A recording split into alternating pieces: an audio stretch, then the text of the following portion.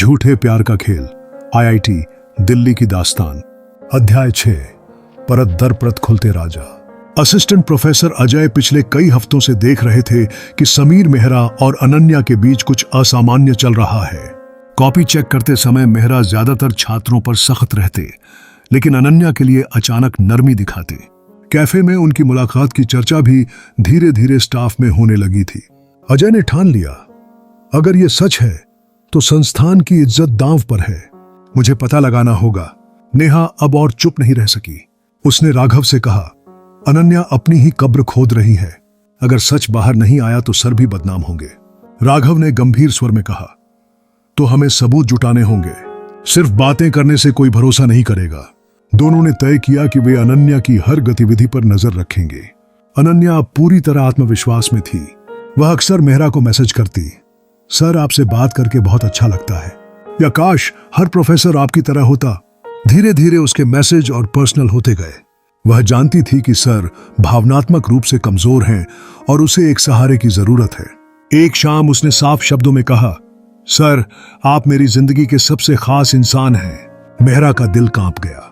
उन्होंने सोचा, क्या यह सच है या मैं सिर्फ उसकी नजरों का शिकार हो रहा हूं? मेहरा की पत्नी माया को अब सब और साफ दिखने लगा था। उसने सीधा सवाल किया, समीर क्या तुम्हारा किसी स्टूडेंट के साथ रिश्ता है? मेहरा हड़बड़ा गए, ना नहीं, तुम कैसी बातें कर रही हो? माया की आंखों में आंसू थे। तुम पहले कभी इतने दूर नहीं थे, लेकिन अब तुम्हारी दुनिया बदल गई है। सच बताओ वरना मैं खुद पता लगा लूंगी। मेहरा चुप रहे। उनका मौन ही माया के शक को पक्का कर गया। नेहा और राघव ने एक दिन देखा कि अनन्या देर शाम स्टाफ रूम से बाहर आ रही है और उसके चेहरे पर अलग ही चमक है। राघव ने तस्वीर खींच ली। नेहा ने कहा, यह छोटा सबूत है, लेकिन हमें और पुख्ता चीज चाहिए। दोनों ने तय किया कि अगली बार वे रिकॉर्डिंग करेंगे।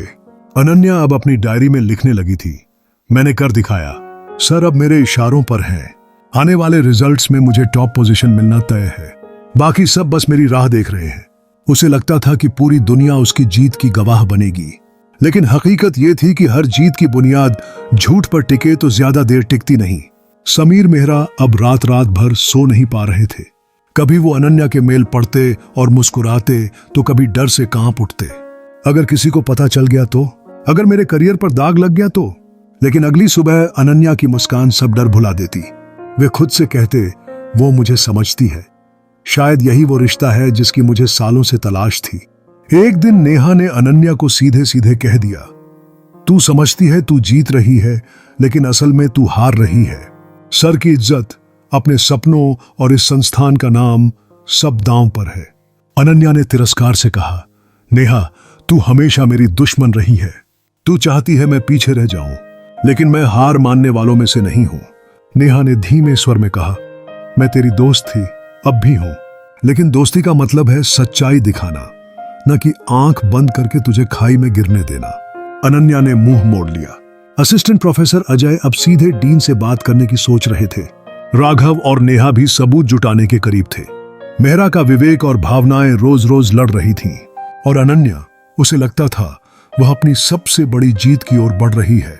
उसे अंदाजा नहीं था कि उसका खेल अब एक ऐसे मोड़ पर पहुंचने वाला है जहां से कोई वापसी नहीं होगी। उस रात कैंपस की गलियों में ठंडी हवा बह रही थी।